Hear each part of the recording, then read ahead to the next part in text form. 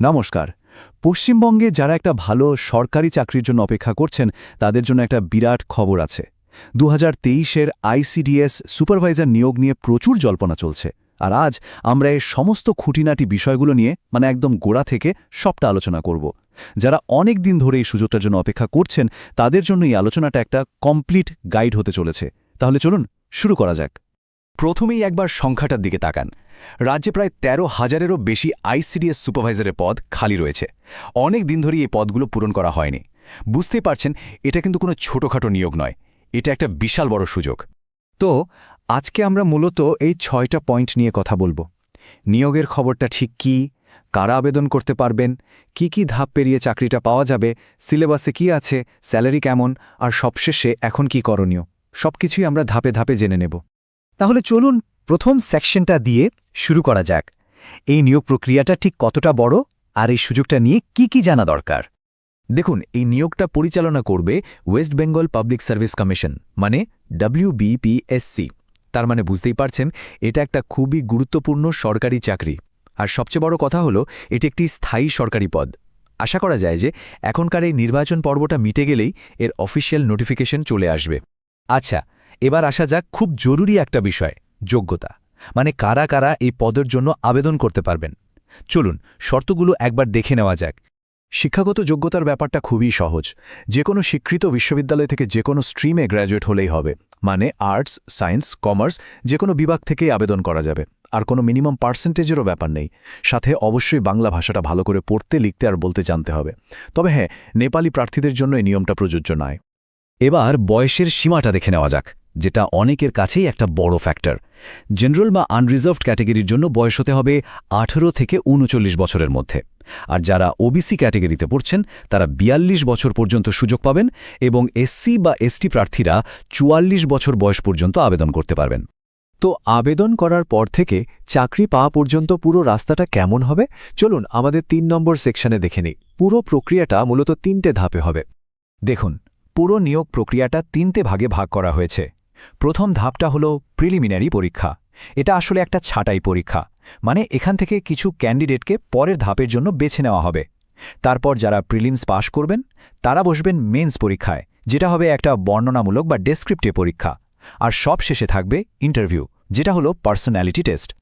এবার যে পার্টটা আসছে সেটা হয়তো সবার জন্য সবথেকে গুরুত্বপূর্ণ, পরীক্ষার সিলেবাস আর তার গঠন। চলুন প্রথমে প্রিলিমিনারি পরীক্ষার বিষয়গুলো একটু বিস্তারিতভাবে জেনে নিই। এই চার্টটা দেখলেই ব্যাপারটা পুরো পরিষ্কার হয়ে যাবে। প্রিলিমস পরীক্ষায় মোট নম্বরের 50% আসছে জেনারেল নলেজ থেকে, বাকি 25% পাটিগণিত আর 25% রিজনিং। মানে বুঝতেই পারছেন, জেনারেল নলেজে কিন্তু জোরটা সবচেয়ে বেশি দিতে হবে। প্রিলিমস নিয়ে আরও কয়েকটা জরুরি তথ্য মাথায় রাখতে হবে। মোট পরীক্ষা হবে 100 নম্বরের, আর সব প্রশ্নই হবে এমসিকিউ টাইপের। সময় পাওয়া যাবে 90 মিনিট। কিন্তু সাবধান, নেগেটিভ মার্কিং আছে। 4টে ভুল উত্তরের জন্য 1 নম্বর কাটা যাবে। আর প্রশ্নপত্র বাংলা এবং ইংরেজি দুটো ভাষাতেই থাকবে। এবার চলুন দেখি প্রিলিমস আর মেন্স পরীক্ষার মধ্যে আসল তফাৎটা কোথায়। প্রিলিমস হলো অবজেক্টিভ টাইপ, মানে আপনাকে শুধু সঠিক উত্তরে টিক মারতে হবে। কিন্তু মেন্স পরীক্ষাটা হবে ডেসক্রিপটিভ, যেখানে আপনাকে গুছিয়ে উত্তর লিখতে হবে। সহজ কথায়, প্রিলিমসে আপনার জ্ঞানের পরিধি মাপা হবে, আর মেন্সে মাপা হবে আপনার জ্ঞানের গভীরতা। একটা কথা মাথায় গেঁথে নিতে হবে, এই মেন্স পরীক্ষায় কিন্তু আসল খেলা। এটাই আপনার ভাগ্য ঠিক করে দেবে। কারণ এতে মোট 4টে পেপার থাকবে, আর টোটাল নম্বর হলো 400। ফাইনাল সিলেকশনে এই নম্বরটাই সবচেয়ে বেশি গুরুত্বপূর্ণ। তাহলে মেন্সে কি কি থাকছে দেখুন। মোট 4টে পেপার, আর প্রত্যেকটা পেপারের জন্য 100 নম্বর, আর সময় পাবেন 1 ঘন্টা করে। পেপার 1 হলো ইংলিশ ডেসক্রিপটিভ, পেপার 2 হলো বাংলা, হিন্দি বা নেপালি, পেপার 3তে থাকছে জেনারেল স্টাডিজ ও কারেন্ট অ্যাফেয়ার্স, আর পেপার 4-এ থাকবে মাধ্যমিক লেভেলের পাটিগণিত। পেপার 3 মানে জেনারেল স্টাডিজের জন্য কিন্তু কয়েকটা টপিকের ওপর স্পেশাল নজর দিতেই হবে। যেহেতু এটা আইসিডিএস সুপারভাইজারের পোস্ট, তাই দেখুন টপিকগুলো কেমন রিলেটেড। যেমন মহিলাদের স্বাস্থ্য ও ক্ষমতায়ন, শিশুদের পুষ্টি, আর কন্যাশ্রী বা লক্ষ্মীর ভাণ্ডারের মতো সরকারি প্রকল্পগুলো। এগুলো থেকে প্রশ্ন আসবেই। সব শেষে ফাইনাল মেরিট লিস্টটা কিভাবে তৈরি হবে। এখানে একটা খুব গুরুত্বপূর্ণ বিষয় হলো, প্রিলিমস পরীক্ষার নম্বর কিন্তু যোগ হবে না। ফাইনাল লিস্ট তৈরি হবে শুধুমাত্র মেইনস পরীক্ষার 400 নম্বর আর ইন্টারভিউয়ের 50 নম্বর, মানে মোট 450 নম্বরের ভিত্তিতে। আচ্ছা, এত খাটুনির পর পুরস্কারটা কি? চলুন এবার সেই মোটিভেশনের জায়গাটা দেখি, মানে স্যালারি আর অন্যান্য কি কি সুবিধা থাকছে। এই সফল যাত্রার শেষে কি অপেক্ষা করছে চলুন দেখে নিই। এই পদে যোগ দেওয়ার পর একেবারে শুরুতে মাসিক বেতন হবে প্রায় ৩২,০০০ থেকে ৩৫,০০০ টাকার মতো। একটা সরকারি চাকরির জন্য এটা কিন্তু দারুণ একটা স্টার্ট। এই স্যালারিটা রোপা ২০১৯ অনুযায়ী লেভেল 10 পে স্কেলের অন্তর্গত।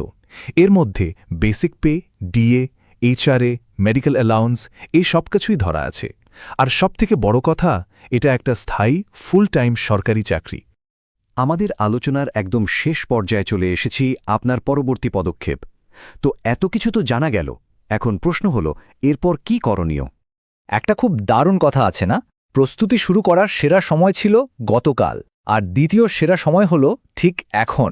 এটা কিন্তু মনে রাখতে হবে, অনেকেই কিন্তু ইতিমধ্যেই পড়াশোনা শুরু করে দিয়েছে, তাই আর এক মুহূর্ত দেরি করা চলবে না।